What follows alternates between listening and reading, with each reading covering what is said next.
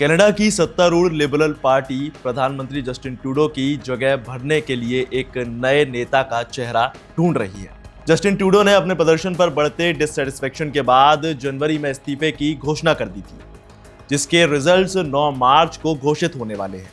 वहीं ऑस्ट्रेलिया और ब्रिटेन के उलट अगर देखा जाए तो जहां प्रधानमंत्रियों को सांसदों की तरफ से चुना जाता है और उन्हें बहुत जल्दी हटाया भी जा सकता है, वहीं कनाडा में राजनीतिक दलों के प्रमुखों का चुनाव सदस्यों की ओर से एक स्पेशल कंपटीशन की मदद से किया जाता है।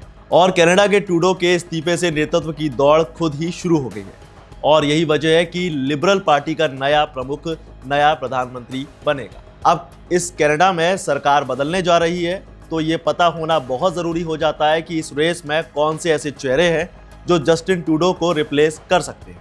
तो नमस्कार, मैं हूं आपके साथ दिव्यांश वर्मा और आप देख रहे हैं वन इंडिया हिंदी। देखिए, इस लिस्ट में Mark Carney, Chrystia Freeland, Karina Gould, Chandra Arya, Jamie Battiste, Frank Baylis और रूबी ढल्ला जरूर है।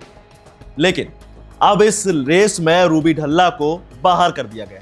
अब क्यों इनके साथ ऐसा किया गया, आइए जानते हैं। भारतीय कनाडाई नेता रूबी ढल्ला को कनाडा में प्रधानमंत्री रेस से बाहर कर दिया गया है, जिसकी जानकारी खुद रूबी ढल्ला ने सोशल मीडिया हैंडल एक्स पर पोस्ट करके दी है। उन्होंने बताया कि उन्हें पार्टी ने चुनाव के लिए अयोग्य ठहरा दिया है। इसकी जानकारी खुद पार्टी ने दी थी। रूबी ढल्ला ने कहा कि वाकई ये चौंकाने वाली बात है और बेहद निराशाजनक भी। मुझ पर कई बार कई आरोप लगाए गए।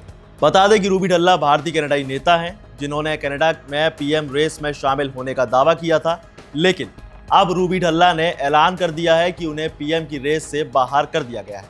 उन्होंने बताया कि उन्हें लिबरल पार्टी और कनाडा के प्रधानमंत्री कार्यालय के नेतृत्व के लिए अयोग्य घोषित कर दिया है। और जैसे ये खबर मीडिया में लीक हो गई, चारों तरफ शोर मच गया। साथ ही उन्होंने कहा कि पार्टी ने मेरे खिलाफ जो आरोप लगाए हैं वो झूठे हैं और मनगढ़ंत।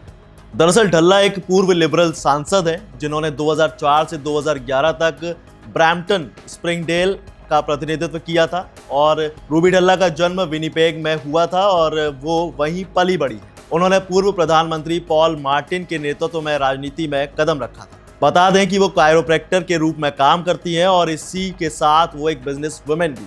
अपनी बातों में रूबी ढल्ला ने कहा कि मुझ पर कई बार कई आरोप लगाए गए हैं। एक दिन में ये विदेशी इंटरफियरेंस था, एक दिन ये अभियान का उल्लंघन था। मैं कनाडा वासियों के लिए खड़ा रहना और कनाडा के लिए लड़ना जारी रखूंगा। साथ ही उन्होंने कहा कि लिबरल पार्टी का शुरू से ही एक स्पष्ट एजेंडा था और उनकी जेबों के लिए $3,50,000। साथ ही उन्होंने कहा कि क्या वो सही काम करेंगे। मेहनती कनाडाई लोगों ने मेरे अभियान में जो रकम दान की थी उसे वापस करेंगे। ये सवाल रूबी ढल्ला के। चलिए अब आपको ये भी बता दें कि रूबी ढल्ला पर क्या क्या आरोप लगे हैं। असल में लिबरल पार्टी के नेशनल डायरेक्टर आजम इस्माइल ने कहा कि ढल्ला ने 10 उल्लंघन किए। उन्होंने नेतृत्व में और पैसों से जुड़े नियमों के उल्लंघन किए हैं। इसीलिए ढल्ला को अयोग्य अचानक से नहीं बल्कि बहुत पहले से इस बात का फैसला ले लिया गया था कि उन्हें अयोग्य ठहराना है। ये एक कॉम्प्रिहेंसिव प्रोसेस था और एक रिव्यू का पालन किया गया है, जिसमें इंटरव्यू, सवाल जवाब और ढल्ला को सीधे समितियों के साथ बात करने का मौका भी दिया गया। आजम ने कहा कि लीडरशिप बोर्ड कमेटी ने निर्धारित किया कि उल्लंघन बहुत ज्यादा हो गए थे और बहुत गंभीर थे। उनके मुताबिक कनाडा चुनाव अधिनियम के संभावित उल्लंघनों के साथ साथ चुनावी वित्त मुद्दों, मटेरियल तथ्यों का खुलासा न करने और गलत वित्तीय रिपोर्टिंग के बारे में चिंताएं व्यक्त की गई। हालांकि बता दें कि एक खबर के मुताबिक ढल्ला पर यह भी आरोप था कि उन्होंने अपने अभियान में एक गैर कनाडाई नागरिक को शामिल किया, लेकिन इसका खुलासा नहीं किया गया, जिसको लेकर पार्टी ने कहा कि वो चुनाव के वक्त ये विदेशी हस्तक्षेप हो सकता है। रूबी ढल्ला ने चुनावी अभियान में हुए डोनेशन को लेकर भी चिंता जताई। डोनेशन में गड़बड़ी पाई गई, जिसे देखते हुए पार्टी ने अभियान के डोनेशन में $21,000 भी रोक दिए गए। अब डोनेशन की जांच की जा रही है और इस बात की जांच की जा रही है कि क्या 12 डोनेशन करने वाले लोगों ने डोनेशन करने की कानूनी लिमिट से ज्यादा डोनेशन किया है। और कनाडाई चुनाव रिकॉर्ड के पता चला है कि 12 डोनर्स में हर एक ने $1,750 का योगदान दिया है, जो कानूनी तौर पर काफी ज्यादा अमाउंट है, जिसमें 3 लोगों का आखिरी नाम और डाक कोड एक साथ और एक जैसा है।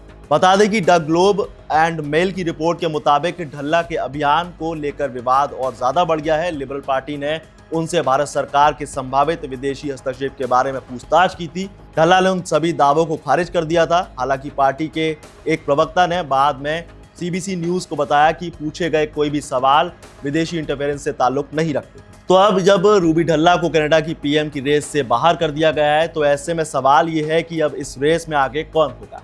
आपको क्या लगता है, कमेंट में बताइए। साथ ही वीडियो को लाइक शेयर जरूर करिए और ऐसी ही तमाम अपडेट्स के लिए बने रहिए वन इंडिया हिंदी के साथ।